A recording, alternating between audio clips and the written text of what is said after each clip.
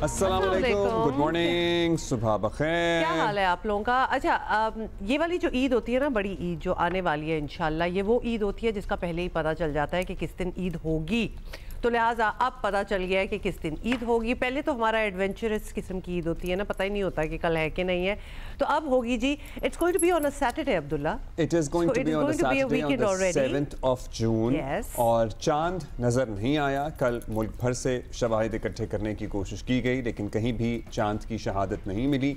और इसलिए बाकी दुनिया में, ऑल्दो दुनिया के तमाम ममालिक में ही ऐलान हो गया है, क्योंकि वहाँ चांद नजर आ गया। और बाकी दुनिया जो है वो करेगी फ्राइडे को 6 को, और अगले हफ्ते की बात हो रही है। और पाकिस्तान में हम मनाएंगे Eid on the 7th which is a Saturday। लेकिन आपको पता है ना कि सैटरडे हो या फ्राइडे हो या संडे हो, ईद पे हमारी और आपकी मुलाकात होनी होती है। वो तो absolutely, that goes without saying, वो तो इतने सालों से आपको पता चल ही गया है। Having said that, I really don't like Eid on a weekend, Abdullah. मतलब मेरी एक पर्सनल प्रेफरेंस है, क्योंकि छुट्टियां कम हो जाती हैं ना हर एक की। यस, हर एक की छुट्टियां कम हो जाती हैं।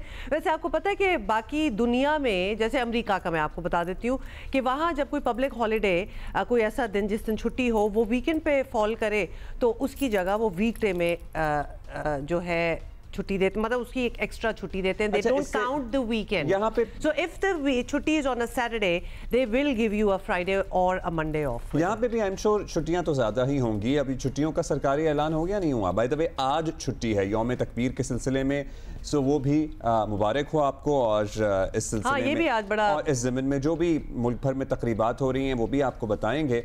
लेकिन अगर ईद वीकेंड पे होती है ना वीकेंड पे होती हमारी सेहत पे क्या हमें वैसे तो कोई फर्क नहीं पड़ता, बट वैसे it was just my opinion. मैं कहती पाकिस्तान को आलम इस्लाम की पहली एटमी कुव्वत बने आज 27 बरस मुकम्मल हो गए हैं। राइट टू अस, अगर आप पैदा हो गए थे 1998 में, कि आप उस वक्त क्या कर रहे थे या क्या माहौल था? How do you remember that day जब आपको ये खबर मिली या आपने टीवी पे देखा कि पाकिस्तान ने एटमी धमाके कर दिए हैं? 27 इयर्स हो चुके हैं, मतलब 27 साल। तो बहुत से जो यंगस्टर्स होंगे तो उनकी तो पैदाइश से पहले ही हुआ होगा। प्लीज, हमें पता है जो नहीं पैदा हुए थे वो हमें ना लिख के बताएं, ठीक है? लेकिन जिनको याद है वो हमें बताएं, जो थे वो हमें लिख के जरूर बताइएगा। आज पाकिस्तान टीवी हमारा। अच्छा, तो पाकिस्तान ने आज ही के दिन, आज वो दिन था और आज है बाय द वे 28 मई, और आज ही का दिन था भारत के 5 एटमी धमाकों का जवाब दिया था। खित्ते में ताकत का तवाज़ुन जो है वो बहाल किया था और दिफा का हक जो है वो मनवाया था। It was a huge day by the way. यौम तकबीर पर आज मुल्क भर में आम तातील है और खुसूसी तकरीबात जो हैं मुनक्कद की जाएंगी, और we will try to show you some. तो ये है आज का दिन। उधर हम जिस ताकत के तवाज़ुन को बहाल करने की बात कर रहे हैं वो हमने बड़ा अच्छा अभी 2 हफ्ते पहले भी बहाल किया है, और इनफैक्ट बरतरी ही हासिल कर ली है खित्ते में अस्करी एतबार से, जो कन्वेंशनल वॉरफेयर है उसमें। लेकिन हमारा दुश्मन चूँकि इबरतनाक शिकस्त खा चुका है, इसलिए सुकून नहीं आ रहा। जैसे कहते हैं ना, कलेजे में ठंड नहीं पड़ रही है। इसको एक और टर्म भी मैंने दे दिया, उन लोगों को शदीद किस्म का पाकिस्तान फोबिया हुआ है। एटलीस्ट तो बहुत पहले से है। अब ये बार बार हमें कहना पड़ेगा, बिकॉज मोदी जिस तरह गांव गांव शहर शहर जाके अपनी स्पीचें दे रहे हैं और कौम को खिताब कर रहे हैं, तो वो पाकिस्तान फोबिया जो है ना उनका, वो बहुत ज्यादा नुमायां होना शुरू हो गया है। मैं कह रहा हूँ, वो जो I am sorry to use these terms, but जहनी गलाजत है जो वो सबके सामने आया कर रहे हैं अपनी। मतलब एक प्राइम मिनिस्टर लेवल का आदमी और 1 अरब से 1.5 अरब लोगों की आबादी वाले मुल्क का प्राइम मिनिस्टर हो, किसी और मुल्क के सिविलियंस को ये कह रहा हो कि तुम्हें मैं गोली मारूंगा। मतलब अजीबोगरीब बात है। वी आर जस्ट होपिंग कि जो 1.5 अरब लोग जिनकी आप बात कर रहे हैं, मतलब they can see through him, hopefully some of them at least can see through him. Tragedy पता क्या है, जब वो कह रहे थे तो पीछे हा हा बूबू की जो आवाजें आ रही है ना, हा हा बूबू तो चल ही रहा होता है। वो टोला तो होता है ना इर्द गिर्द, ताकि उनकी जो वो जरा ज्यादा आए। अच्छा, तो मुसलमानों के खिलाफ मोदी को लाहक नफरत का मर्ज जो है वो मजीद शिद्दत इख्तियार कर गया है, ये हम आपको बताना चाह रहे हैं। और ये सब कुछ हो रहा है सिर्फ और सिर्फ वोट लेने के लिए। तो this is all a political game, जो कि पूरी जंग ही एक पॉलिटिकल वजह से की गई। बीजेपी की इंतहा पसंदाना सोच ने सेक्युलर इंडिया को तो ऑब्वियसली उसका तो जनाजा पहले ही निकाल दिया था। अब शाइनिंग इंडिया के नारे भी गायब हो चुके हैं और मोदी के पास अपनी आवाम को बेचने और सियासत चमकाने के लिए कुछ बाकी बचा है, तो वो है पाकिस्तान के खिलाफ नफरत और धमकियां। That is about it. मुहिम में आए रोज पाकिस्तान के खिलाफ लिटरली जहर उगल रहे हैं। मुझे थोड़ी थोड़ी हंसी आ रही है, मतलब अभी इन्होंने मुंह की खाई है जंग में और इनकी आवाम को भी पता है। और मतलब ढिठाई देखें आप, ओवर कॉन्फिडेंस देखें आप कि जाके and then obsession with Pakistan. आपको हमने कितने दिनों के क्लिप्स जो हैं, ये कोई एक स्पीच नहीं थी, ये बहुत दिनों पे चल रही थी। This is obsession with Pakistan and Pakistanis that you can see, और कोई कॉन्वर्सेशन हो ही नहीं सकती बस। और उस जंग में मुंह की खाई है जो इनके अपने जहन की इख्तिरा थी। पाकिस्तान का उससे ना कोई लेना देना था, ना आज भी कोई लेना देना जो है। उन्होंने खुद शुरू की ये थी। जंग इन्होंने खुद ही अब अपने ही जहन में हम पे इल्ज़ाम लगा के एक फर्जी सी कहानी बना के हम पे मुसल्लत की। उसके बाद जाहिर है हमने अपना दिफा करना था। अच्छा, पाकिस्तान ने मोदी के नफरत अंगेज बयानात को इलाकाई अमन व इस्तेहकाम के लिए संगीन खतरा करार दिया है और एब्सोल्युटली करना चाहिए। तर्जुमान दफ्तर खारजा ने कहा है कि किसी जौहरी रियासत के सरबराह के नफरत अंगेज बयानात काबिल अफसोस और ख़तरनाक रुझान हैं। तर्जुमान ने साथ ही वाजे किया कि पाकिस्तान किसी भी खतरे का मुंह तोड़ जवाब देगा, वो उनको पता है और देख भी लिया उन्होंने। वजीर दिफा ख्वाजा आसिफ के मुताबिक मोदी को सियासी मौत नजर आ रही है। मोदी जैसे लोग इक्तदार में आ जाएं तो मुल्क के साथ दुनिया का अमन तबाह कर देते हैं। ये बंदा अल्टीमेटली अपने औकात पे आ गया हुआ है। ऐसे जो है वो जब पावर में आ जाए तो ना सिर्फ अपने मुल्क का बल्कि दुनिया का जो है अमन जो है उसको तबाह बर्बाद कर देते हैं। उसके साथ जो 3-4 दिन में हुआ है वो एक्सपेक्ट ही नहीं कर रहे थे। ये मेरा ख्याल है हिंदुस्तान में कोई भी एक्सपेक्ट नहीं कर रहा था, लेकिन वो अपने तकब्बर, अपने जोन, अपनी एरोगेंस में उसका ख्याल था कि it will be a walk over. And it was not a walkover, it was a disaster for them.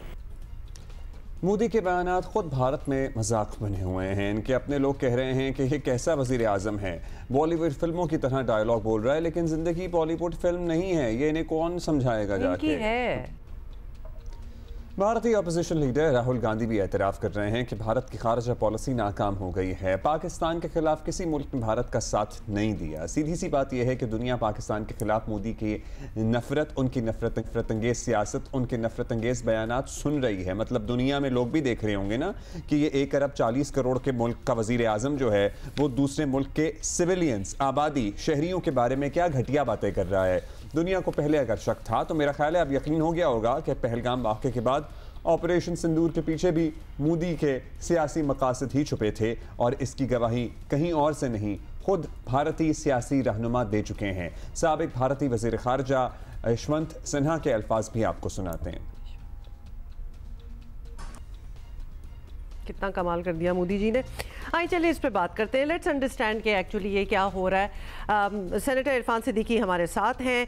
Senator साहब, पूरी एक टाइमलाइन अभी हमने दिखा दी है कि मोदी की जो ऑब्सेशन है विद पाकिस्तान, मतलब वी कैन अंडरस्टैंड कि बड़ी फ्रस्ट्रेशन हुई होगी उनको। उन्होंने जो अभी जंग जो हारी है, मुँह की खाई है, बड़े बड़े उनके दावे थे, लेकिन ये आपको बयानात उनके कहाँ जाते नज़र आ रहे हैं? स्पेशली हम ये समझना चाहते हैं कि इंडिया में, भारत में क्या वो लोग नहीं है who can see through this dialogue कि वो एक्चुअली ये क्यों कर रहे हैं? These are political dialogues. जी बहुत शुक्रिया हुमा और अब्दुल्ला।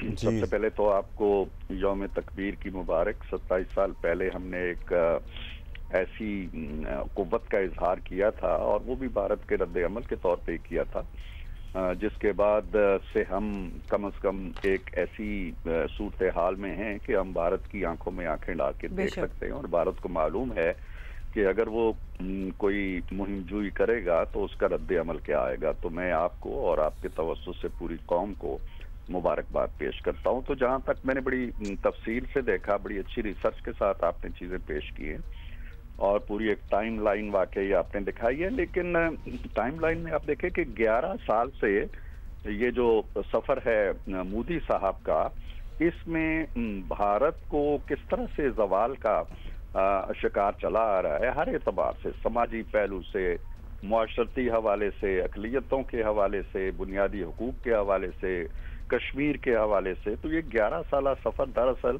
भारत के इन्हितात का यानी जवाल का सफ़र है, जिसमें आपको मनमोहन सिंह हों या वाजपेयी हों या उससे भी पीछे चले जाएं तो नेहरू वाली जो एक साइकी थी या एक हुक्मरानी का तौर अतवार था वो दिखाई नहीं देता। ये शख्स जो है इसके अंदर किसी बड़े मुल्क की रहनुमाई करना, क़यादत करना, हुकूमत करना सभाओं के साथ और अच्छे अंदाज के साथ, ये इसकी सरिश्त में नहीं है।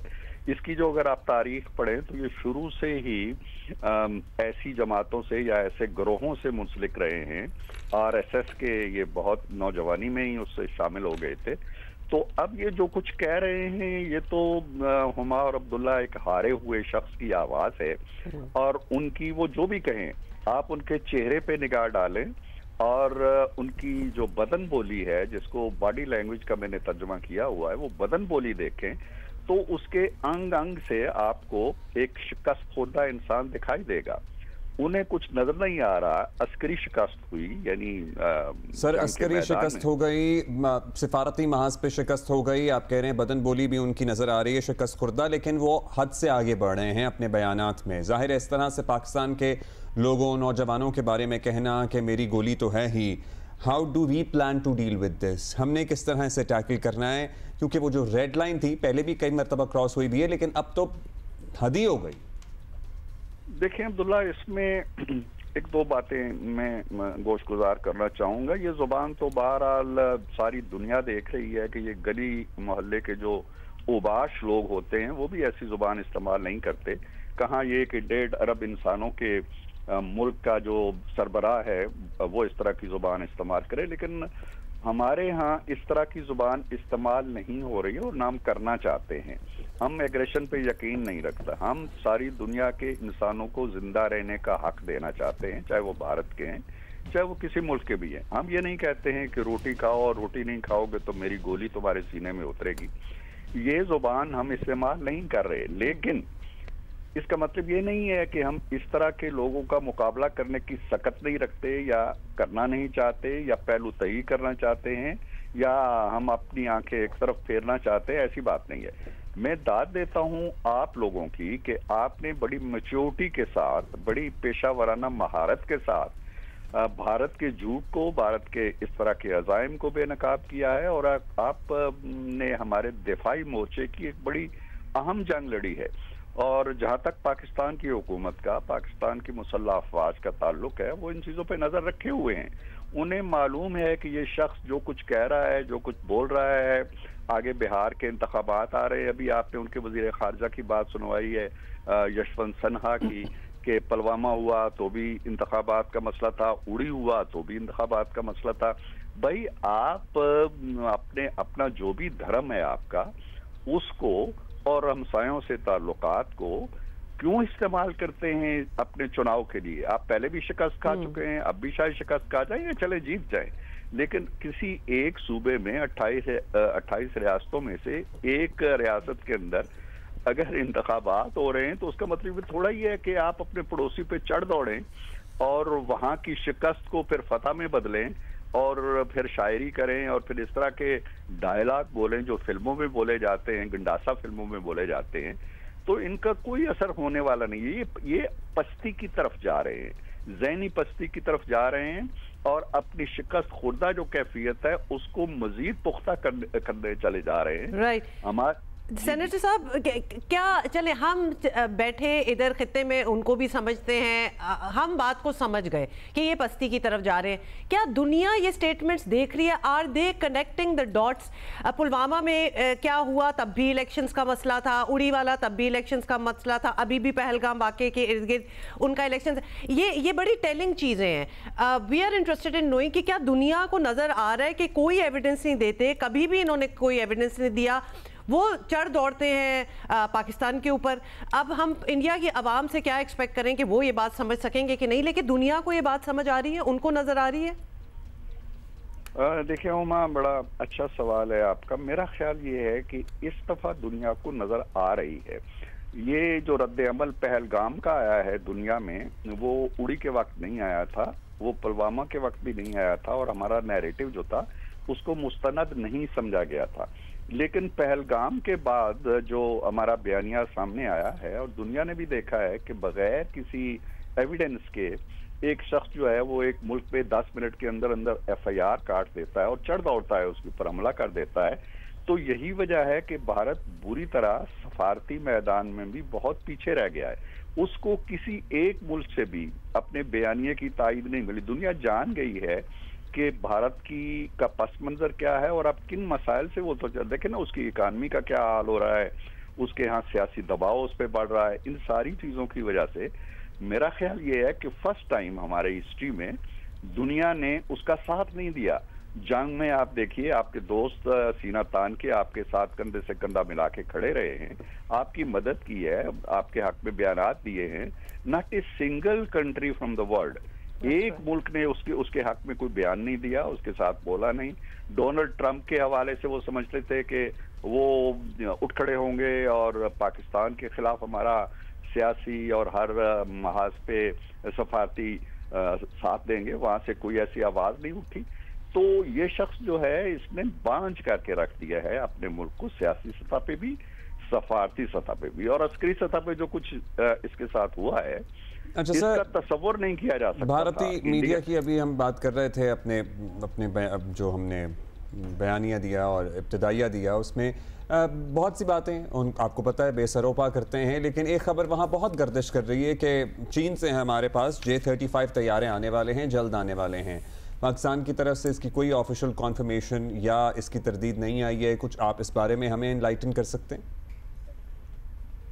देखिए अब्दुल्ला, ये तो अब दिफाई मामलात हैं, मेरे इल्म में भी नहीं है, लेकिन जिस तरह के जारे मुल्क के साथ हमारी हमसायगी है और जिस तरह का उसका पास्ट है और जिस तरह अभी वो हमें धमकियां दे रहा है उठते बैठते, गोलियां मारने की और हमारे सीने छलनी करने की, तो उसमें हमारा हक है कि हम अपनी दिफाई ज़रूरियात को पूरा करें। सर एक और आखिरी सवाल है, सर्टनली इस पे तो हम मज़ीद मालूम करने की कोशिश करते रहेंगे, लेकिन कल हम अपनी कौमी सियासत की भी बात कर लें। कौम बड़ी मुत्तहिद है, पाक फौज के साथ खड़ी है, ज़ाहिर एक जंग जीती है। मुल्क में जिस तरह की डिविजन्स पहले नज़र आती थी, बड़ी गहरी लकीरें थीं, वो ज़रा मध्यम हुई हैं, ब्लर हुई हैं। लेकिन बहुत से लोग इस बारे में इस वक्त ये ओपिनियन रखते हैं कि अगर बानी PTI का मामला भी साथ ही सॉल्व हो जाए तो बेहतर होगा। कल अलीमा खान साहिबा का बयान भी आ गया कि हमसे क्या चाहिए, हम उस पर ऑनेस्टी के साथ अमल दरामद करेंगे। तो कोई पेशरफ्त वहाँ आपको होती हुई नज़र आ रही है? देखिए, ये मेरा ख्याल है कि एक ऐसा मौजू है अब्दुल्ला और उमा के, इस पे हमें एक पूरी नशस्त करनी चाहिए।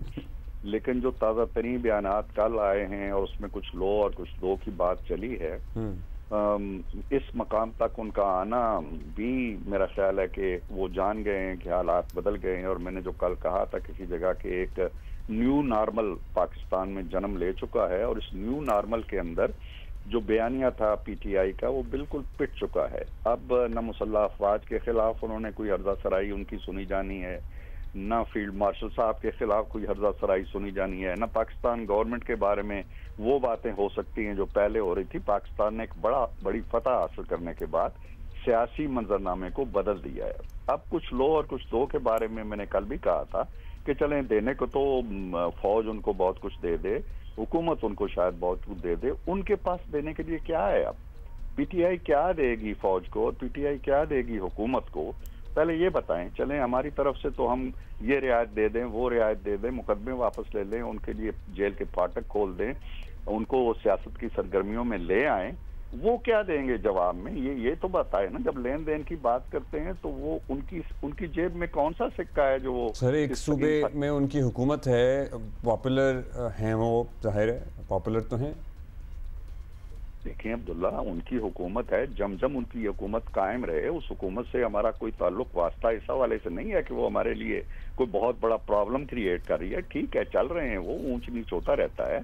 लेकिन मुझे ये बताइए कि उनके जेल के अंदर होते हुए उनके जो वीलॉगर्स दुनिया में उनके हमदर्द फैले हुए थे, उनकी सारी कोशिशों के बावजूद हम माशाल्लाह हमारी इकानमी ठीक हुई है। उन्होंने अपील की कि जी पैसे ना भेजो, हमारी तफसीलातें ज़्यादा हो गई हैं, IMF उनकी बातों में नहीं आया, हमारी इकानमी संभली है। उसके बाद लास्ट बात, उसके बाद हमने एक फौजी फतह हासिल की है उनके जेल में होते हुए। तो अब वो अगर बाहर आएंगे, मैं तो ये इस बयानिए पे यकीन ही नहीं रखता कि there is any kind of political unrest या कोई सियासी किस्म का हमारे यहाँ कोई बहरान है। नो बहरान at all, everything is normal, सारी चीजें ठीक चल रही हैं।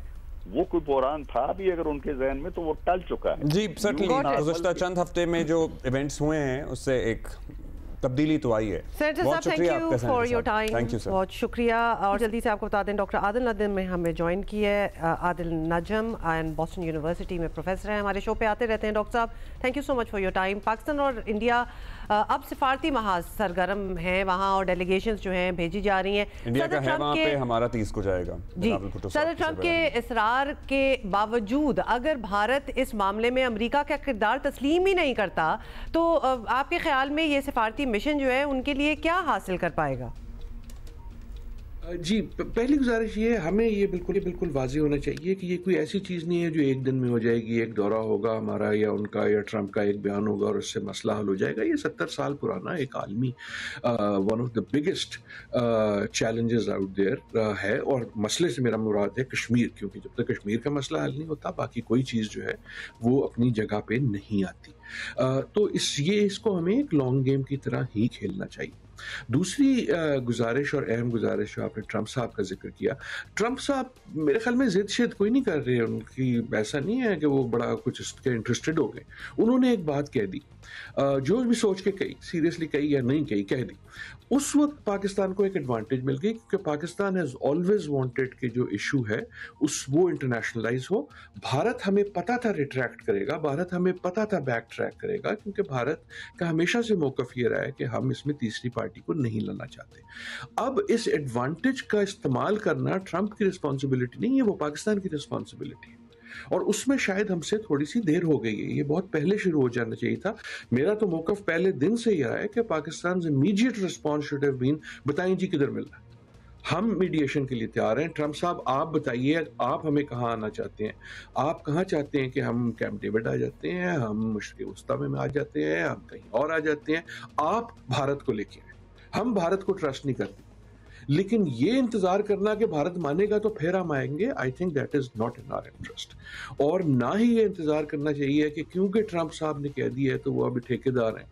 की रिस्पॉन्सिबिलिटी है वो हमारी ही है। We need to push the US and Trump कि जी आपने जो कहा था हम तैयार हैं, दूसरी जो पार्टी है वो आपको इग्नोर करे। वो सटल प्रेशर जो है हमें रखना चाहिए। बहुत शुक्रिया doctor Adil Najam, that's all the time we have today. Bharat से जंग और सिफारती महाज पर ज़बरदस्त कामयाबी के बाद पाकिस्तान के सियासी मंजरनामे में वाज़ेह तब्दीली देखी जा रही है। हुकूमत का एतमाद ज़ाहिर है बहुत बढ़ गया है। सियासी और अस्करी क़यादत मुल्क के अंदर और बाहर हर जगह एक साथ खड़ी नज़र आ रही है। इस माहौल में तहरीक इंसाफ के मिजाज पर भी असरात पड़ते नज़र आ रहे हैं। आजकल इमरान खान की सबसे मजबूत तर्जुमान समझी जाने वाली उनकी हमशीरा अलीमा खान की बातों से साफ लग रहा है कि पार्टी के साथ इमरान खान के ख़ानदान में भी मायूसी का लेवल शायद अब बढ़ गया है, या फिर अब वो चाहते हैं कि इस मसले का कोई हल निकल आए। क्योंकि 2-4 दिन पहले तक तो वही बातें थीं कि बादशाह सलामत बना देते एंड एटसेट्रा, मैं कभी नहीं झुकूंगा, सारी उम्र गुजार लूंगा। बिल्कुल आप सही कह रहे हैं, पता चल जाता है। क्योंकि अलीमा खान जो है उन्होंने ताकतवर हलकों का नाम लिए बगैर कल साफ कहा कि बानी PTI की रिहाई के लिए पार्टी सब कुछ करने पर तैयार है। अलीमा खान की बातों से बज़ाहिर डट के खड़ा है कप्तान के बयानिए की नफी होती महसूस हुई है। आप खुद सुन लें। आप बताएं, आप हमारे से ना डरें, हमारे साथ बैठें, हमारे साथ बात करें। एक दफ़ा हमें आज तक 2 साल में ये नहीं पता चला आपको हमारे भाई से चाहिए क्या है, आप मांग क्या रहे हैं उसके। वो तो कह रहे रूल ऑफ लॉ करो, वो रूल ऑफ लॉ के लिए खड़ा है, वो जमहूरियत के लिए खड़ा है। आप बताएं वो क्या चीज़ छोड़े तो आप उसको रिहा करेंगे। लेकिन आप हमारे साथ बात करना चाहते हैं, यकीन करें, आप बताएं, गिव एंड टेक करना चाहते हैं, हमें बता दें इमरान क्या गिव करे और आपको क्या चाहिए। इंशाल्लाह हम आपको यकीन से कहते हैं जो ईमानदारी से जो चीज़ होगी हम आपके साथ बातचीत करेंगे। लेकिन आप सामने आके बात करें। आप इस वक्त बात करनी है, हम औरतें बैठ जाती हैं आपके साथ। आप मेंबर्स ऑफ पार्लियामेंट को ना धमकाएं, असर ख़त्म हो गया है, हम डर नहीं रहे कोई भी। हमें धमकियाँ आती हैं कि आपकी गाड़ी उलट दी जाएगी, आपको एक्सीडेंट हो जाएगा, इमरान खान को अंदर ख़त्म कर दिया जाएगा। हम नहीं डर रहे। पिछले दिनों कई नामवर सहाफ़ियों ने दावे किए थे कि इमरान खान से एस्टैब्लिशमेंट के मुज़ाकरात चल रहे हैं, मगर अलीमा खान की बातों ने इस तासुर को बिल्कुल ज़ाहिर कर दिया है। By the way, Imran Khan साहब की जब सहाफ़ियों से मुलाकात हुई थी और ये शोशा छोड़ा गया था ना कि ऑपरेशन सिंदूर जब इंडिया ने लॉन्च किया तो कोई मुज़ाकरात हुए थे या बात हो रही थी, उन्होंने खुद ही इस बात की नफ़ी कर दी थी कि ऐसा कोई सिलसिला नहीं है। दूसरी तरफ चेयरमैन PTI गौहर अली खान ने अब बानी PTI की रिहाई के लिए अदालतों से ही उम्मीद पहले भी लगाई हुई थी, अभी भी उन्हीं से उम्मीद लगाए बैठे हैं। हमने आज चीफ जस्टिस से रिक्वेस्ट की, हालांकि केस लिस्ट में आ गया है, लिस्ट इशू हो जाएगी, सैटरडे को कंप्यूटर में डाला गया है। हमें उम्मीद है इंशाअल्लाह ताला कि 5 तारीख को हमारा केस सुना जाएगा और जब सुना जाएगा तो पूरी दुनिया देखेगी कि ये बेसलेस और पॉलिटिकल विक्टिमाइजेशन का केस है। अच्छा जी, चलें इस पे बात करते हैं। इरशाद भट्टी साहब भी हमारे साथ होंगे और हैदर शराजी भी हमारे साथ अच्छा, हैदर, अब एक दिन पहले की इमरान खान साहब की जो ट्वीट है वो यही है कि मैं सारी उम्र जेल की चक्की में गुजार लूँगा लेकिन फिरौनियत और यजीदियत के सामने नहीं झुकूँगा। फिर लिटरली 12 घंटे बाद उनकी हमशीरा जो ज़ाहिर है उनसे मुलाकात करके आ रही थी, उनकी बड़ी मजबूत तर्जुमान समझी जाती हैं, वो कह रही हैं कि प्लीज़ हमसे बात करें और हमें बताएं कि आपको हमारे भाई से क्या गारंटी चाहिए, हम उस पर ऑनेस्टी के साथ अमल करेंगे। सो ये क्या ज़रा तजाद नज़र आ रहा है इन दोनों बातों में? देखिए, बिल्कुल ऐसा तो नज़र आ रहा है और PTI की मरकज़ी क़ियादत या अलीमा खान या इमरान खान के बयानात को देखा जाए तो उन बयानात को ही समझा जाए कि उन्होंने ये स्टेटमेंट कब, किस वक्त और किस पैराए में दी है, क्योंकि 1-2 दिन गुजरेंगे तो कहा यह जाएगा कि ये बातचीत सिर्फ़ और सिर्फ आइन की पासदारी या फिर कानून की हुक्मरानी के तनाज़र में थी, इसके अलावा बानी की रहाई के लिए इसका ताल्लुक़ नहीं था, ये वर्कर्स के लिए कोई बात की होगी तो वो इसको महदूद कर देंगे किसी एक मामले तक। तो लिहाजा पार्टी के अंदर हमने मुतअद्दिद मरतबा ये देखा है जब बातचीत के लिए उन्होंने ऑफ़र की, उसके बाद दोबारा वापस एक कदम हो गए। इसी तरह बैरिस्टर गौहर हों, इमरान खान हों, मुतअद्दिद रहनुमा हों, वो ऐसे बयानात देते रहे हैं कि जिससे बातचीत का मरहला आगे बढ़े और चीज़ें बढ़ती हैं, लेकिन आगे जाते हुए जिस तरह उन्होंने कहा कि हमें बानी से मुलाकात की इजाज़त दीजिए तो हम आगे बढ़ेंगे। दूसरा, वो शराइत तय कर देते हैं। वज़ीर आज़म की तकरीर के मौका पर माजरत के साथ अपोजिशन का वहाँ इकट्ठा होना भी शराइत की बुनियाद पर था, यानी वो इत्तफाक राय के लिए आगे बढ़ना चाहते हैं, लेकिन साथ ही बैक एंड पर वो जो शराइत रख देते हैं वो बहुत अहम होती हैं। आने वाले दिनों में अब देखना ये होगा कि ये गिव एंड टेक के फार्मूले के बाद उनकी इसके साथ शराइत क्या होंगी। और इस वक्त तो बानी PTI के ने गुज़श्ता रोज़ जब ये आखिरी मुलाकात थी उसमें कहा था कि 2 तरफ खेलने वालों पर मेरी नज़र है। तो इस दौरान हमने देखा कि बैरिस्टर गौहर, इस अली अमीन गंडापुर और मुतअद्दिद रहनुमा खुलकर अलीमा खान के साथ खड़े नज़र आए। और हमारे सोर्स तो ये भी बता रहे हैं कि अडयाला के बाहर अलीमा खान के साथ जिन अपोजिशन रहनुमाओं की तस्वीर थी और वो पुलिस के खिलाफ मुज़ाहमत करते नज़र आए, उसकी बुनियादी वजह यही थी कि अली अमीन गंडापुर पर नाराज़गी का इजहार किया जाता रहा। तो वो रहनुमा चाहते थे कि अलीमा खान की कुर्बत हासिल करते हुए अली अमीन गंडापुर और अलीमा खान को करीब लाया जाए ताकि अली अमीन गंडापुर जो इससे कबल थोड़े कमज़ोर हो रहे थे बहुत सारे फैसलों में, वो मजबूत हों। यही वजह है कि अब वो तहरीक के हवाले से ये भी कहा गया है कि वही लीड करेंगे। इससे कबल KP के हाउस में अलीमा खान पहुंची थी। और गॉट इट। हैदर, अब ये भी बताएं, तो ऑब्वियसली इनके इंटरनल भी मसले हैं जो कि साथ साथ ही वर्कआउट हो रहे होते हैं, लेकिन गिव एंड टेक वाली बात जो आपने की है, और अभी सेनेटर इरफान सिद्दीकी भी हमारे साथ थे और उनका भी ये सवाल था, गिव एंड टेक में PTI क्या गिव कर सकती है, उनके पास क्या है ऑफर करने के लिए? देखिए, PTI के लिए तो अभी वो इस तहरीक की तरफ बढ़ रहे हैं। मारगला के पहाड़ों में उन्होंने टेंट विलेज बनाना है, मखसूस नशिस्तों का मामला है, पार्लियामान को चलने देने का मामला है कि पार्लियामान को चलने देना है, ये मामलात सारे हैं। और इस दौरान उनकी ज़्यादातर ख्वाहिश ये है PTI की कि बानी PTI और वर्कर्स रहा हो जाएं, उसके बाद ही सियासी हिकमत अमली आगे बढ़ाई जाए। क्या स्टेटस है बताइएगा?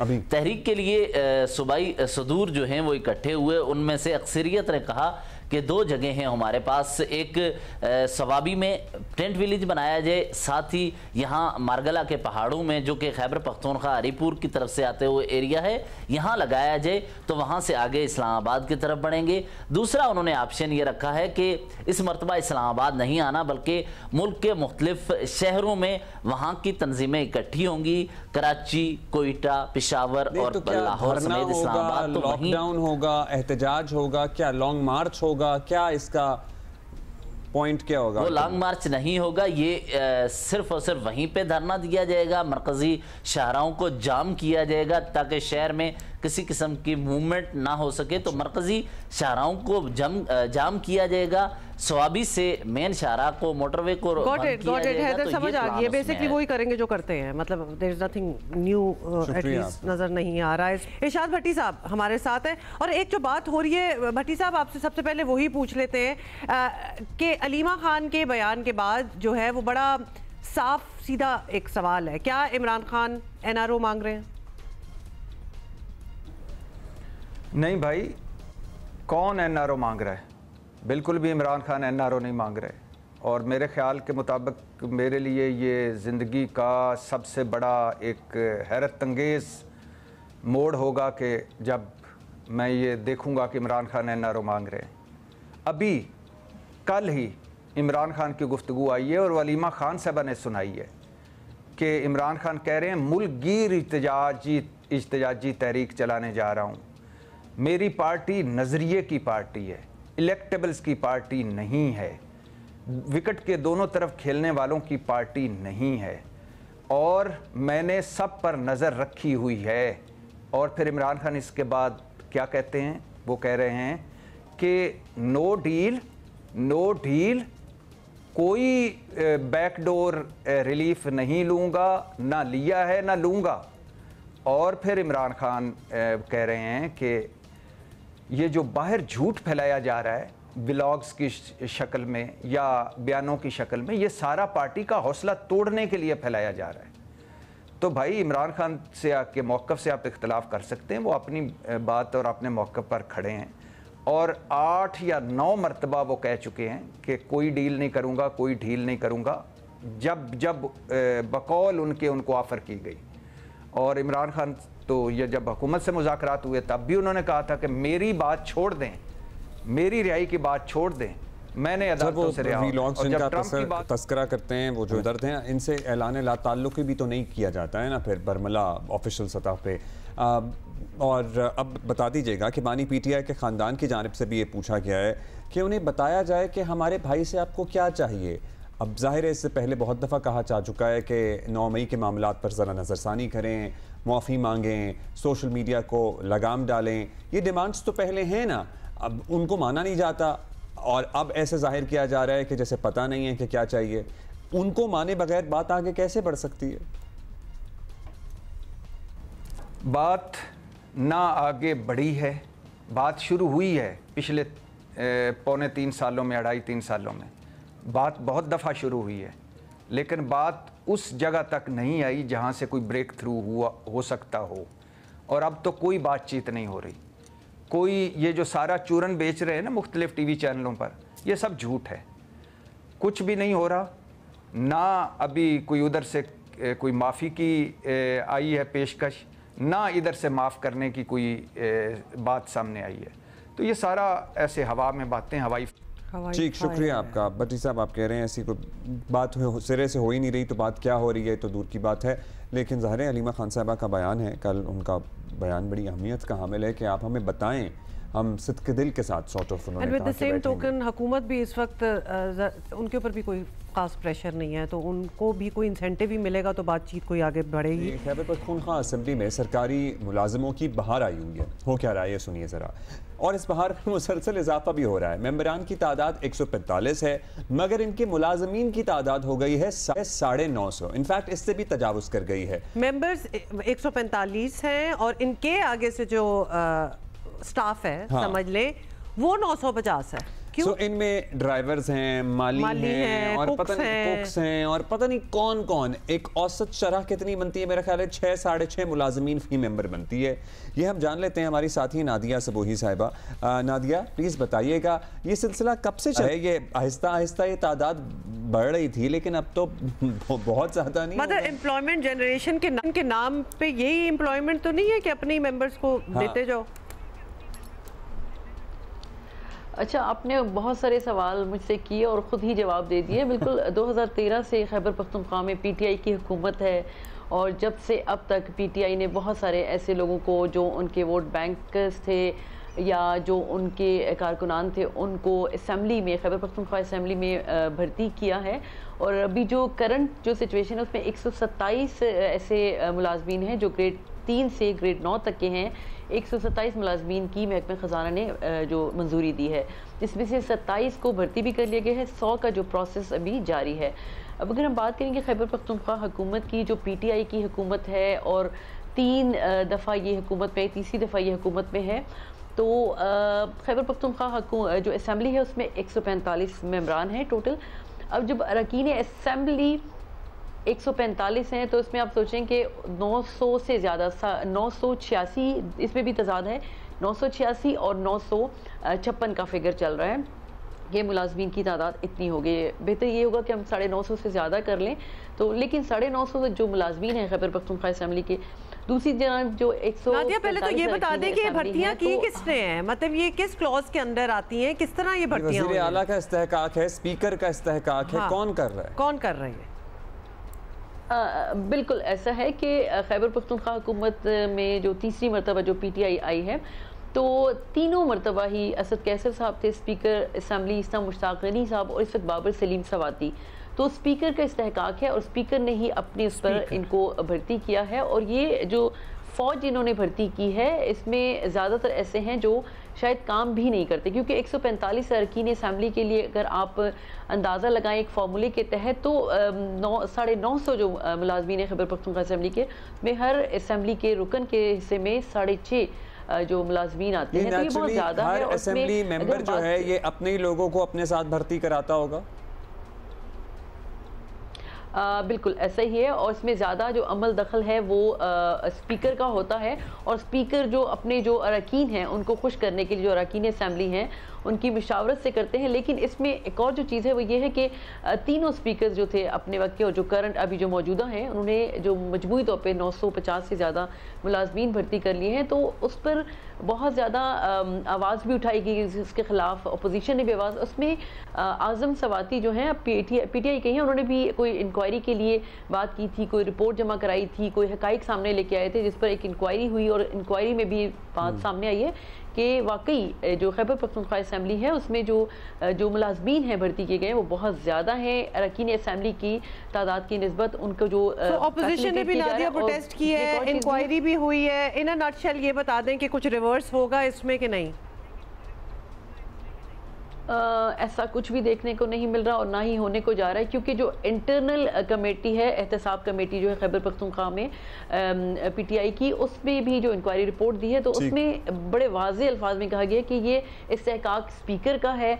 हम उनको ये नहीं कह सकते कि ये भर्तियां वापस की जाएं। इंटरनल अकाउंटेबिलिटी रिपोर्ट भी है जिसमें इस सारे मामले पे सवालात आए गए हैं। Will leave it at that and मतलब आप खुद ही समझ लेंगे ये क्या हो रहा है। अच्छा, पाकिस्तान के एटमी कुव्वत बनने की याद में आज मुल्क भर में यौम तकबीर मनाया जा रहा है और आज से 27 साल पहले 28 मई 1998 को पाकिस्तान को दुनिया की 7वीं और आलम इस्लाम की पहली एटमी ताकत बनने का एजाज़ हासिल हुआ था।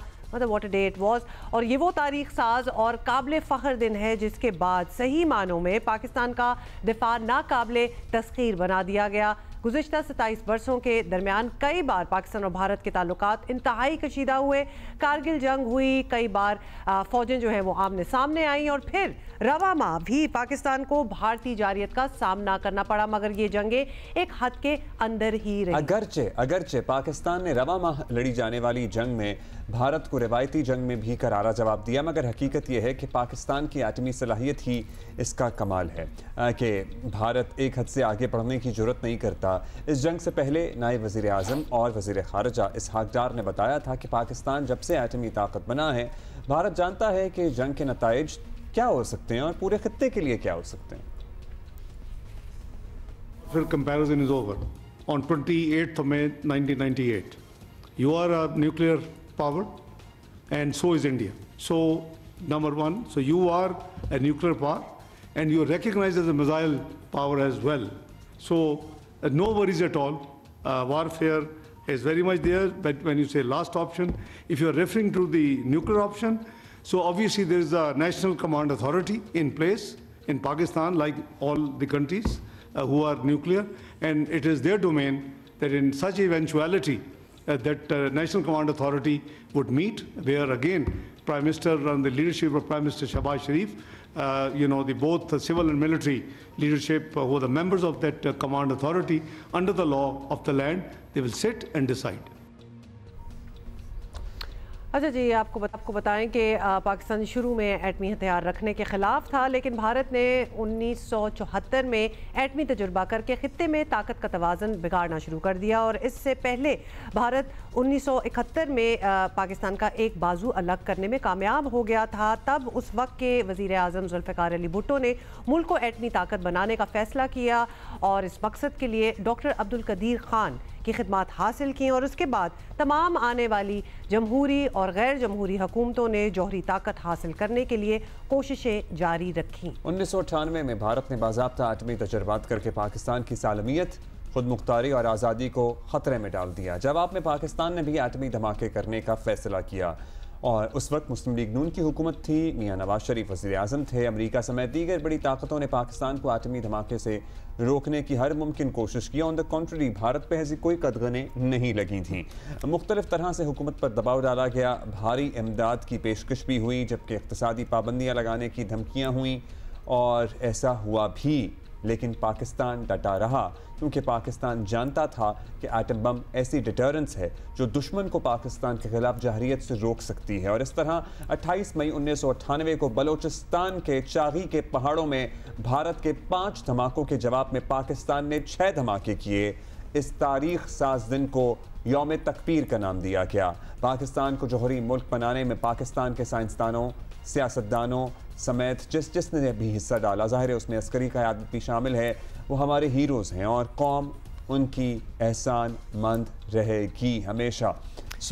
अच्छा, चाकी के पहाड़ों का वो एक मॉन्यूमेंट जो था ना, वो इस्लामाबाद में भी आया और मुझे याद है कि बड़ी दुनिया देखने आती थी। मतलब ये पाकिस्तानी जो थे, they were so proud of the fact कि हमने एक इक्वालिटी जो है वो कायम की है। और जब ये इक्वालिटी आ जाए तो दो एटमी ताकत के हामिल मुल्कों के दरमियान जंग के इम्कानात बहुत कम हो जाते हैं। लेकिन नरेंद्र मोदी की हरकतों सकनात देख के, उनके बयानात देख के लग रहा है कि शायद वो इस बात को समझते नहीं। वो थोड़ा सा मतलब pushing us against the wall करने की कोशिश कर रहे थे। बड़ी जल्दी उनको भी वैसे समझ आ गई थी कि ऐसा मजीद हो नहीं सकता। राना साहब हमारे साथ Pakistan institute of peace studies के सदर हैं।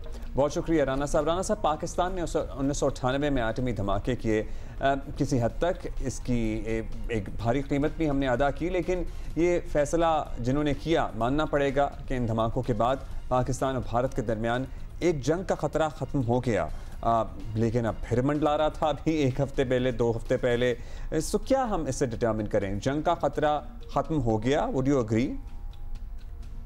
देखिए, अभी तक तो ऐसे लगता है कि पाकिस्तान ने जो एटमी धमाके किए थे उसके बाद इस इलाके में ताकत का एक नया तवाज़ुन कायम हुआ था। अभी जो हालिया कशीदगी पाकिस्तान और भारत के दरमियान हुई और मामला तो काफ़ी आगे तक जा चुके थे और ऐसा लग रहा था कि दोनों मुल्क जो है वो एक बड़ी जंग के धाने के करीब पहुंच गए हैं। तो उस वक्त अचानक से ही जो है सरप्राइजिंगली एक मूव हुई और दोनों मुल्कों ने जो है सीज़ फायर का ऐलान किया। अच्छा, ये भी बताइएगा कि अमेरिका और कुछ और मगरबी ताकतों के सख्त तहफ़्फ़ुज़ात के बावजूद गुज़िश्ता 26 सालों में पाकिस्तान ने हर लम्हा ये साबित किया है कि हम एक ज़िम्मेदार एटमी क़ुव्वत हैं। आप समझते हैं कि जिससे भी जहाँ भी तहफ़्फ़ुज़ात थे, इतना वक्त गुजरने के बाद अब वो दूर हो चुके होंगे, अब वो ज़रा मुतमईन हो गए होंगे? ज़ाहिर है कि इसमें अमेरिका की और पाकिस्तान के दीगर जो दोस्त ममालिक हैं उनकी भी काविशें शामिल थी, लेकिन सबसे बड़ा फैक्टर यही था कि दोनों मुल्क जो है एटमी क़ुव्वत है और इसने किसी न किसी हद तक ये तवाज़ुन तो कायम किया है। अब ये सोचना कि ये तवाज़ुन कब तक कायम रहेगा, ये मुनहसर हमेशा होता है कि दोनों मुल्कों की क़यादत के ऊपर, कि वो कितनी हद तक जो है वो जब भी कशीदगी हो उसको कितनी हद तक आगे लेके जाना चाहती हैं। और ख़ास तौर के ऊपर पाकिस्तान ने तो हमेशा से ये कह रखा है कि इसका के पास ऑप्शन तो होगी, क्योंकि हमने तो तवाज़ुन जो कायम किया है इंडिया के ख़िलाफ़ वो है यही कि अगर इंडिया की जरअत बढ़ी तो पाकिस्तान के पास ऐसा एटमी हथियार जो हैं उनके इस्तेमाल के अलावा ऑप्शन नहीं होगी। आपने वो देखा ख्वाजा आसिफ साहब के भी बयानात और कुछ और भी ऑफिशियल्स के ऐसे बयानात हमारे सामने आते रहे। तो इसलिए इस ख़तरे को मुकम्मल तौर पे रूल आउट नहीं किया जा सकता कि ये ख़तरा मौजूद नहीं है। उसमें ज़रूरी यही है कि आलमी जो क़ुव्वतें हैं उनकी विजिलेंस जो है बड़ी इम्पॉर्टेंट है, कि वो नज़र रखें कि दोनों ममालिक जो है वो किस तरीके से उनके मामला तय होते हैं। और इसलिए एकदम से जब सीज़ फायर हुआ तो अमेरिकी सदर ट्रंप की तरफ से इस तरह के बयानात आने शुरू हुए कि दोनों मुल्कों को तजारत की ज़रूरत है और इसको कशीदगी को कम करने की ज़रूरत है। तो इस किस्म के मामला जो दोनों तरफ के जो सेंटिमेंट्स को पैसिफाई करें वो बड़े ज़रूरी है। अब हमें नहीं पता कि मुस्तक़बिल के अंदर इस तरह की जो इंटरनेशनल जो मुदाखलत है, मीडिएशन है, वो दस्तयाब होगी या नहीं होगी, लेकिन इस मरतबा तो मौजूद थी। जहाँ तक आपके सवाल का ताल्लुक है कि पाकिस्तान का जो न्यूक्लियर प्रोग्राम है बड़ा ज़िम्मेदाराना है, इसमें तो कोई शक नहीं है। और पाकिस्तान ने एक मल्टी लेयर्ड जो है इसको तहफ़्फ़ुज़ के लिए, इस प्रोग्राम के लिए जो है एक सिस्टम को मुरतब किया हुआ है। इसके कई इदारे हैं, इसके न्यूक्लियर वेपन्स को सेफ गार्ड करने से लेके फिर इंश्योर डिसीजन मेकिंग तक, इवन के जो लोग इसमें काम करते हैं उनकी जो स्क्रूटनी तक बड़ा एक कॉम्पैक्ट किस्म का सिस्टम पाकिस्तान ने इवॉल्व किया, जिसके ऊपर दुनिया ने और ख़ास तौर के ऊपर जो अमेरिका ने इसके ऊपर जो है मुकम्मल जो एतमाद का इजहार माजी में कर चुका है। और उन तमाम तहफ़्फ़ुज़ात को जो अमूमन इंडिया प्रोपेगेंडा करता है कि पाकिस्तान के हथियार जो है नॉन स्टेट एक्टर्स के हाथ लग सकते हैं और इस किस्म का जो हर्जा सराई होती है, तो उसको दुनिया ने और ख़ास तौर के ऊपर अमेरिका ने इसको तस्लीम नहीं किया। और उसकी वजह यही है कि हमारा कमांड एंड कंट्रोल सिस्टम जो है वो बहुत महफूज हाथों में है, और यही उसकी बड़ी वजह है। अच्छा आमिर साहब, ये भी बताइएगा, दो आटमी क़ुव्वतों के दरमियान अभी हम बात कर रहे थे, जंग एक नामुमकिन सा तसव्वुर है, बन जाती है, अपेरेंटली आइडियली तो यही होना चाहिए, लेकिन इंडिया या मोदी को शायद ये बात समझ में आ नहीं रही है। जो इनके हालिया बयानात है, जो इनका रवैया है, ये ज़ाहिर है मतलब पाकिस्तान फोबिया कह लें, ज़ाती दुश्मनी कह लें, उस हद तक आ चुके हैं। तो क्या मोदी के होते हुए एक और पाक भारत बड़ी जंग का ख़तरा रहेगा? देखिए, ये मैंने जैसे पहले कहा कि आपको कि ज़िम्मेदार क़यादत जो है बड़ी ज़रूरी है। और ख़ास तौर के ऊपर जब आपके पास न्यूक्लियर हथियार हो, और जिस किस्म के बयानात जो हैं मोदी की तरफ से आए हैं अभी पिछले 1-2 रोज़ के अंदर, और जंग के बाद उन्होंने अचानक से जो एक पेंटरा बदला है, ज़ाहिर है उसका एक कॉन्टेक्स्ट है, वहाँ पे इलेक्शन है, रियासी इलेक्शन है, उसका कॉन्टेक्स्ट तो समझ आता है, लेकिन ये प्रवोक करते हैं सेंटिमेंट्स को, और जो थ्रेट परसेप्शंस होती हैं मुख्तलिफ मुल्कों की, उसके ऊपर भी असरअंदाज होते हैं। और पाकिस्तान मुसलसल कोशिश कर रहा है कि वो हॉस्टालिटी को बढ़ने ना दे, उसको कंट्रोल में रखे। पाकिस्तान के वज़ीर-ए-आज़म ने, फील्ड मार्शल ने, सब कोशिश कर रहे हैं कि चीज़ें जो है कंट्रोल के अंदर है। लेकिन इसका ज़ाहिर है कि इन्हिसार इंडिया की क़यादत के ऊपर भी है कि अगर वो प्रोवोक करेंगे पाकिस्तान को, तो ज़ाहिर है कि वो कशीदगी ख़त्म नहीं होगी, बात जो है मुज़ाकरात तक आगे नहीं जाएगी। और अगर कशीदगी शुरू होती है तो फिर ज़ाहिर है कि पाकिस्तान भी अपनी पूरी स्ट्रेटेजिक कैलकुलेशंस करेगा और देखेगा उसको कैसे रिस्पॉन्ड करना है। अच्छा, ये भी बताइएगा आप कि 2 एटमी क़ुव्वतों के दरमियान जंग नामुमकिन सी बन जाने के बाद भी अच्छा जी, हमारा राब्ता जो है वो ज़रा ख़त्म हो गया आमिर राना के साथ। Will try again, but thank you for being with us.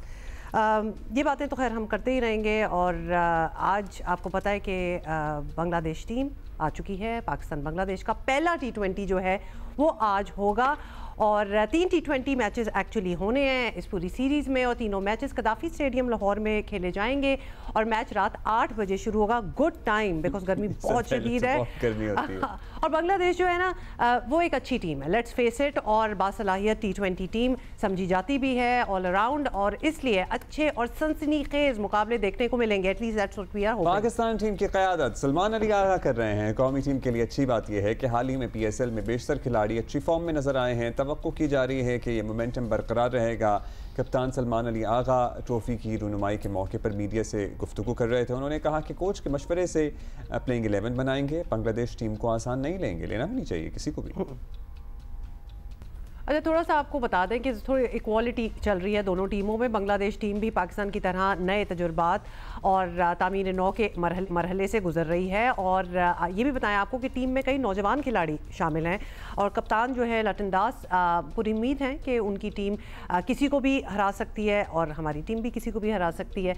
तो बांग्लादेश टीम ने बाय द वे आपको याद दिला दें 2020 में पाकिस्तान का दौरा किया था और 4 T20 इंटरनेशनल खेले थे, जिनमें से 3 पाकिस्तान ने जीते थे और एक मैच में बारिश की नज़र हो गया था। पाक बांग्लादेश सीरीज़ के बारे में कहा जा रहा है कि जहां ये नए खिलाड़ियों के लिए इंटरनेशनल सतह पे ख़ुद को साबित करने का अच्छा मौका है, और हमारी मतलब बहुत से नौवारिद इसमें लड़के हैं, मतलब you know they have yet to play at international level. सबकी नज़रें सलमान अली आगा पे होंगी, जिन्हें अपनी कप्तानी के जौहर भी दिखाने हैं, क्योंकि ये वो मैदान है जहाँ हमेशा मुकाबले का रुझान रहता है। और सर्टनली हम कोई गैर ज़रूरी मुकाबले की फ़ज़ा नहीं बनाना चाहते, लेकिन होती है इट्स अ मैच, मुकाबला तो मुकाबला होता ही है, और जिसकी अच्छी परफॉर्मेंस होगी वो टिका रहेगा, बाकी आउट हो जाए, मतलब that is how it is. तो हम बेशक जितना भी इसको प्ले डाउन करें, it's still a match to win. Rashid भाई, सही कह रही हूँ मैं? क्या हाल है आपका? अस्सलाम वालेकुम जी, आप लोग बिल्कुल सही कह रहे हैं, और सुनने में मजा आता है जब स्टार्ट होते हैं और एक दूसरे को आप लोग तरह क्रिकेट के मामलात में तंग करते रहते हैं। वो तो चलता रहता है। अच्छा, क्या एक्सपेक्ट करना है राशिद भाई? जाहिर है इसमें कुछ ऐसे भी लड़के हैं who have yet to prove themselves। हमारी जरा क्या हम इसे नई टीम कह लें, मतलब जो जब हेड ऑफ द टीम जो कप्तान है वो ही जिसकी पहली बारी होगी तो नया ही होगा सब कुछ।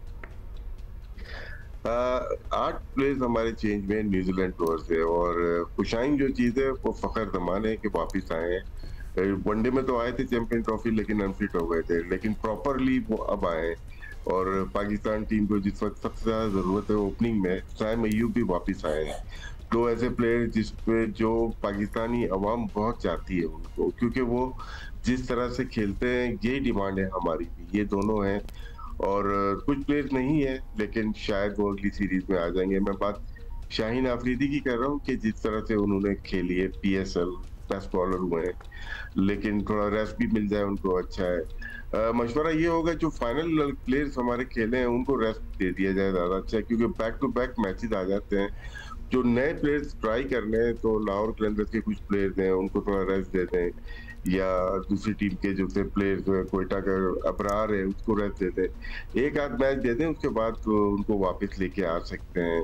टीम दोनों अच्छी है। पाकिस्तान ने तश्कील 9 के मराइल में हमेशा ही रहा है, पहली दफ़ा नहीं रहा। हम अगर देखते हैं तो बहुत सारे प्लेयर, हमने पहले भी बात की है कि अक्टूबर से अब तक तकरीबन 50 प्लेयर को ट्राई किया है, जो कि शायद नंबर के लिहाज से दुनिया में सबसे ज्यादा प्लेयर्स को ट्राई पाकिस्तान में किया गया है। फॉर्मेट एक के जो है वो अभी थोड़े अरसे तक हम सिर्फ T20 खेलेंगे, और जहाँ तक बांग्लादेश की परफॉर्मेंस मिली जुली रही है, वो अमेरिका से अभी हार के आ रहे हैं 2-1, UAE से 2-1 हार के आ रहे हैं, लेकिन इसका मतलब ये नहीं है कि वो अच्छी टीम नहीं है। उन्होंने अभी 2024 में वेस्ट इंडीज को 3-0 हराया है, जो कि T20 में बेहतरीन टीम कहलाती है। ये भी अपनी टीम बनाना चाह रहे हैं, क्योंकि अब वो साकिब उल हसन नहीं होंगे, मुशफ़िक उर रहीम नहीं होंगे, तस्कीन नहीं है, तो वो कोशिश करेंगे अपने नए प्लेयर के साथ आए। लिटन दास की आदत कर रहे हैं इनके लिए। अच्छा राशिद भाई, अभी हम हारे भी तो थे test from Bangladesh, but this is we are expecting कि this not the same team, तो ये लेकिन प्रेशर तो एक होता है। टेस्ट शायद डिफरेंट होता है, जिसके लिए हमारी अपनी गलतियां थी कि उनकी स्ट्रेंथ पे हम खेले थे। पिच की बात बहुत ज्यादा की थी हमने, वो अच्छी ग्रीन पिच दे दी थी जिसमें उन्होंने बहुत ही उम्दा बॉलिंग की थी। हसन महमूद ने हमें मुश्किलात में डाला था, नाहिद राना ने बड़ी मुश्किल में डाला था। टीम अच्छी है इनकी अगर देखा जाए, बॉलिंग भी। रिशाद हुसैन जो लाहौर कलंदर से खेल रहे थे वो भी हैं इसमें मौजूद हैं। तो देखना पड़ेगा कि हम लोग किस तरह से इसको लेके चलते हैं। हमारे बहुत सारे प्लेयर्स हैं जिनको ट्राई करना है हमें फ्यूचर के लिए, और ये अच्छा मौका है। 3 मैचेस हम यहाँ खेलेंगे, उसके बाद हम बांग्लादेश भी जाएंगे, फिर आयरलैंड से, फिर बांग्लादेश, वेस्ट इंडीज, बहुत सारे T20 मैच हैं बिफोर शायद। प्लेइंग 11 क्या होनी चाहिए राशिद भाई हमारे पास? अब जाहिर है we have many to look out for. Hasan Nawaz की हम बात कर रहे हैं, प्लेयर ऑफ द टूर्नामेंट थे हमारे। फखर और साइम ओपन कर रहे हैं, ये तो चलें आपने बता दिया। तो आप क्या पे हारिस आएंगे या और चौथे नंबर पे सलमान खुद आते हैं? देखिए अगर वैसे देखा जाए साहबजादा फरहान डिजर्व करते हैं नंबर 3 के लिए, उनको आना चाहिए क्योंकि बहुत ज्यादा परफॉर्म करके आए हुए हैं। टॉप स्कोरर रहे वो इस्लामाबाद यूनाइटेड से, अभी थोड़े दिन पहले ही खत्म हुई है हमारी PSL। फिर शादाब भी, तो हारिस कहाँ यूज होंगे? हारिस को कहाँ यूज करें? देखिए हारिस अगर खेलते हैं तो मेरे ख्याल से मिडिल ऑर्डर में ही जाएंगे, क्योंकि सलमान अली आगा फिर कहाँ खेलेंगे, वो कैप्टन है। सलमान अली आगा नीचे आके दाया। और हसन नवाज का क्या नंबर बनेगा फिर? हसन नवाज 4 नंबर लगता है, जिस तरह से उन्होंने कोयटा ग्लेडिएटर्स के लिए बैटिंग की है नंबर 4 पे, वो ठीक है। फिर शादाब अगर खेलते हैं तो नंबर 5 पे शादाब भी आ सकते हैं। इनके लिए उतना आसान नहीं होगा। कुछ प्लेयर्स वो हैं, हारिस की हम बात कर रहे हैं, नवाज की, ये जो ओपनर थे न्यूजीलैंड के तौर पे, अब साइम अयूब भी आ गए, साहबजादा फरहान भी आ गए और फखर जमान भी आ गए। 4-5 एक ही नंबर के प्लेयर हैं। तो वाइस कप्तान कहाँ एडजस्ट होंगे? मतलब शादाब का इस पूरी लिस्ट में प्लेइंग 11 में शादाब कहाँ आ रहे हैं? वो तो नहीं समझ आया मुझे। शादाब वैसे मेरी और आपकी लिस्ट में तो नहीं लग रहा कि आ रहे हैं, लेकिन शायद उनको डाला जाएगा एज ए बैट्समैन। बॉलिंग को भी कवर करेंगे और एज ए बैट्समैन 5-6 नंबर पर ट्राई करेंगे, लेकिन इतना आसान नहीं होगा। टीम की परफॉर्मेंस के ऊपर टीम बनाई जाती है, एक ही नंबर के प्लेयर बहुत ज्यादा नजर आ रहे हैं यहाँ पे हमें, उसमें ये देखना पड़ता है। वैसे शादाब की ओवरऑल परफॉर्मेंस जो PSL में रही है वो सबके सामने ही है, ज्यादातर बॉलिंग में उन्होंने किए हैं। बॉलिंग में सही रहे, 14 विकेट्स लिए उन्होंने, ठीक था। बैटिंग में वो बहुत ऊपर आते थे, बहुत ऊपर आने यानी कि टॉप 3-4 में आने के बावजूद उनकी परफॉर्मेंस अच्छी नहीं रही। वजह क्या है कि उनके लगातार 4 से 5 मैचेस वो हारे हैं और वो उन्होंने भी बैटिंग की थी उसमें। जब आप इतनी अच्छी बैटिंग कर रहे हैं तो आपकी परफॉर्मेंस अगर साहबजादा फरहान की तरह होती तो ऐसे बैट्समैन खेल सकते थे। तो मुश्किल है उनकी प्लेइंग 11 में जगह फिलहाल, लेकिन वाइस कैप्टन इसीलिए बनाया गया है कि शायद उनको खिलाया जाए। अच्छा, साहबजादा फरहान जो है वो विकेट कीपिंग भी करेंगे और ऑब्वियसली उनके नाम के आगे इजाफी लिखा हुआ है, बट वो करेंगे कि नहीं करेंगे? देखें, विकेट कीपर इसलिए डाला है कि वो प्लेइंग 11 में आ सकते हैं इस वजह से, क्योंकि एज ए इंडिविजुअल तो परफॉर्मेंसेस अच्छी हैं उनकी, लेकिन एज ए विकेट कीपर एक ही मैच उन्होंने खेला है इस्लामाबाद यूनाइटेड से, एज ए विकेट कीपर खेला है और उसमें रन नहीं किए क्योंकि पहले कीपिंग आ गई थी, तो टायर्ड हो जाते हैं। तो अगर खिलाते हैं तो मेरे ख्याल से गलत फैसला होगा। हार जीत की बात नहीं कर रहे, लेकिन फ्यूचर अगर देखेंगे तो एज ए विकेट कीपर बनते नहीं है वो अगर हम लेके आ जाते हैं और हारिस को नहीं खिलाते जिसपे हमने इन्वेस्टमेंट किया है ओपनर और एज ए विकेट कीपर, तो शायद वो गलत फैसला होगा। अच्छा राशिद भाई, अब ये थोड़ी सी टीम हमें लग रहा है जैसे कॉम्प्रोमाइज्ड है, क्योंकि अगर आप शादाब को वाइस कैप्टन आपने बना दी है टीम में जगह देने के लिए, उसके बाद फिर आप साहबजादा फरहान के आगे आपने विकेट कीपर वो लगा दिया है थोड़ा सा, तो और फिर आप हारिस की भी बात कर रहे हैं, ये किस तरह होगा ये सारा? और कोच भी नहीं है, कंप्रोमाइज नहीं कह सकते इसको इस तरह से ले सकते हैं कि परफॉर्मर ले लिया आपने, टीम नहीं बनाई। परफॉर्मर जब लेते हैं ना तो एक ही नंबर के बहुत सारे प्लेयर्स आ गए, हमें प्रॉब्लम नंबर्स की हो रही है ना। शादाब 4 नंबर पे बैटिंग करते हुए आए, हारिस 3 नंबर पे बैटिंग करते हैं, फरहान 1 नंबर पे या फकर 1 नंबर पे, या साइम अयूब ओपनर करते हुए आए, तो एक ही नंबर के बहुत सारे प्लेयर्स नजर आ रहे हैं। इसमें हमें देखना होता है, हम बात नहीं कर रहे हुसैन तलत की, अगर हमें प्लेइंग 11 में लेके जाना है तो शायद वो ना खेले, हम न्याजी को किस नंबर पे खिलाएंगे, इरफान को, तो ये इश्यूज आएंगे। फिर कुछ दिन शाह आ जाएंगे। नहीं तो फहीम ने तो बड़ी अच्छी परफॉर्मेंस दिखाई थी हर जगह में, उसका नंबर तो बताएं फिर। मेरे ख्याल से फ़हीम को ये खिलाएंगे, नीचे नंबर पे आएंगे। हालांकि जो रन किए हैं इन्होंने ज़्यादातर 5-6 नंबर पे किए हैं, लेकिन पाकिस्तान टीम में पिछली दफा भी जब कमबैक हुआ था और बड़ी जिम्मेदारी के साथ रन किए उन्होंने, तो उसमें इनको पाकिस्तान की के लिए जब ये नुमाइंदगी करते हैं तो मोस्टली 7-8 नंबर पे खिलाया जाता है इनको, जो शायद बहुत नीचे नंबर है। ये बैट्समैन बहुत अच्छे हैं, जब पूरी टीम आउट हो जाती है तो फ़हीम अशरफ बहुत अच्छा ही बैटिंग करते हैं। बॉलिंग में 2 ओवर के लिए ठीक है जी, बॉलिंग में 2 ओवर ड्राई पिच पे ठीक है। एक वक्त ऐसा आया था जब पिचेस लाहौर की बहुत फास्ट बॉलर के लिए साजगार थी, मौजूद थी, वहां उन्होंने आउटस्टैंडिंग बॉलिंग की, आउट क्लास कर दिया था अपनी बॉलिंग से। लेकिन ये ड्राई पिचेस हो चुकी है, वेदर आपको पता ही है कितना चेंज हो गया है, तो यहाँ पे शायद वो 4 ओवर के बॉलर दिए और डेथ ओवर में उनका रिकॉर्ड वैसे भी बहुत अच्छा दिए है, और उसकी मिसाल अगेंस्ट लाहौर कलंदर्स आपने लास्ट ओवर देख ही लिया होगा। Thank you. That is right. अच्छा, हमसे बहुत लोग होता है क्रिकेट पे अपना तबसरा तज्जिया भी करते हैं, एक्स खुल गया है तो उस पर भी अब अली रजा फास्ट बॉलर का पूछ रहे हैं लोग कि how do you see him performing.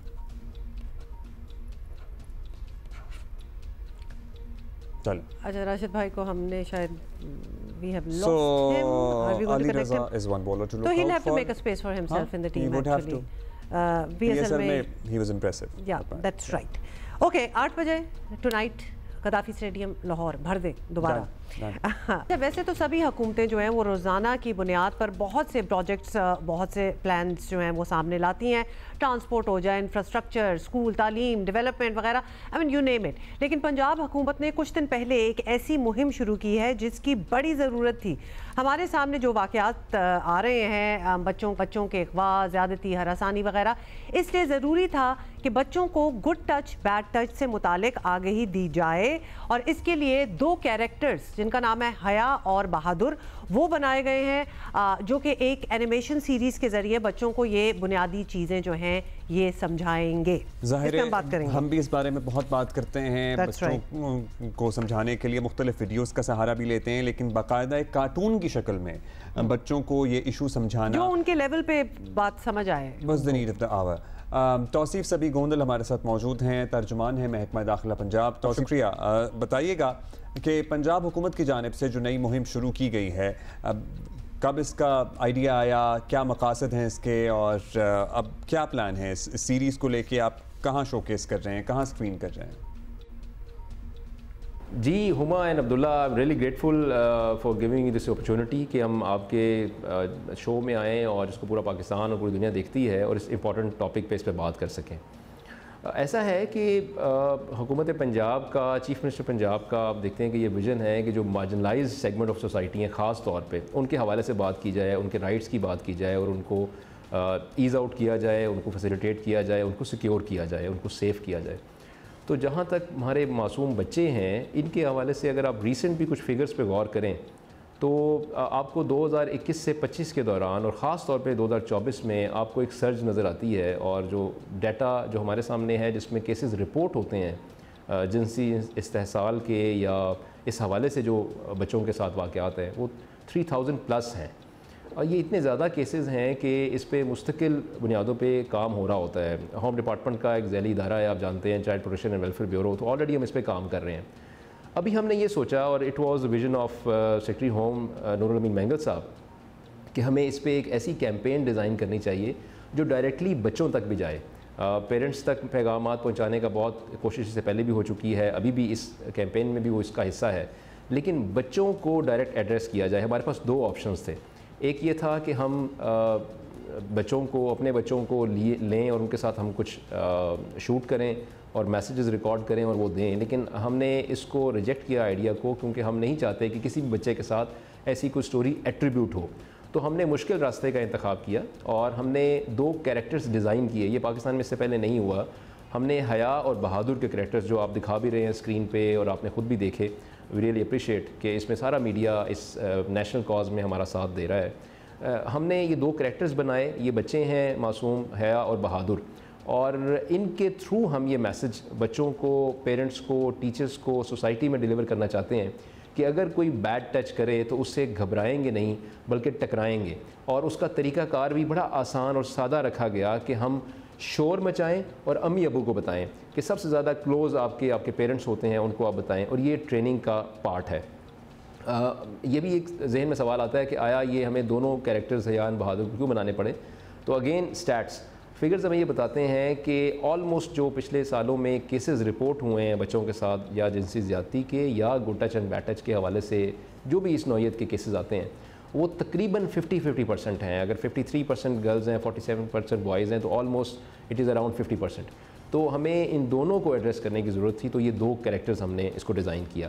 इस वक्त आपके पास पहली एपिसोड इसकी मौजूद है और अल्हम्दुलिल्लाह उस पर हमें अच्छा रिस्पांस आ रहा है और मुख्तलिफ सेगमेंट्स ऑफ सोसाइटी उसको वेलकम कर रहे हैं। बच्चों में वो अल्हम्दुलिल्लाह हिट हो रही है और हमारा प्लान ये है कि हम इसमें आपको 5 एपिसोड्स इंशाल्लाह बना के जो ज़रूर देंगे और उनमें मुख्तलिफ सिनारियोज़ के साथ हम बच्चों को ये ट्रेन करना चाहते हैं कि अगर खुदा न खास्ता आपकी ज़िंदगी में ऐसा वक्त आता है और आपको कोई बैड टच करने की कोशिश करता है, तो सबसे पहले तो ये कि बैड टच उन्हें मालूम हो कि क्या है।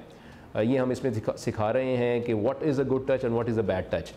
किस अंदाज में आपको छुआ जाए तो वो गलत है, उसमें आप बेचैन होते हैं, अनकंफर्टेबल होते हैं और फिर आपको कैसे रिस्पॉन्ड करना चाहिए। तो ये हमारी इस कैंपेन का एक इंट्रोडक्शन है और इसमें हमारी कोशिश है कि इन 5 वीडियोस के साथ इब्तदाई तौर पे हम इस मैसेज को सर्कुलेट करें टू ऑल मीडियम्स और बच्चों को अवेयर करें इंशाल्लाह। वेरी इंपॉर्टेंट और आपने बड़ी चीज़ें हैं वो इन माइंड रखी हैं और डेटा ड्रिवन भी है। स्टैट्स आप देख रहे हैं 50-50% लड़के लड़कियां, बच्चे और बच्चियां दोनों के साथ ही हो रहा है। हाँ, ये बड़ा सवाल है तौसीफ, अगर आप हमें बता सकें कि ये वीडियो तो हम देख रहे हैं 5 और आएंगी, आप बता रहे हैं बच्चों तक पहुँचाने का तरीका क्या सोचा है? दिस इज़ वेरी इंपॉर्टेंट कि ये कैसे पहुँचे। तो सबसे पहले तो जो हमारा मेन स्ट्रीम मीडिया है हमने ये तमाम मेन स्ट्रीम मीडिया पे इंक्लूडिंग जियो ये बहुत अच्छे तरीके से पोर्ट्रे हो रही है और इसके थ्रू हम पेरेंट्स को और आउटरीच कर रहे हैं। हमारी पाकिस्तान का मीडिया अल्हम्दुलिल्लाह इज़ वेरी वाइब्रेंट और इसके थ्रू जा रहा है इलेक्ट्रॉनिक एंड प्रिंट।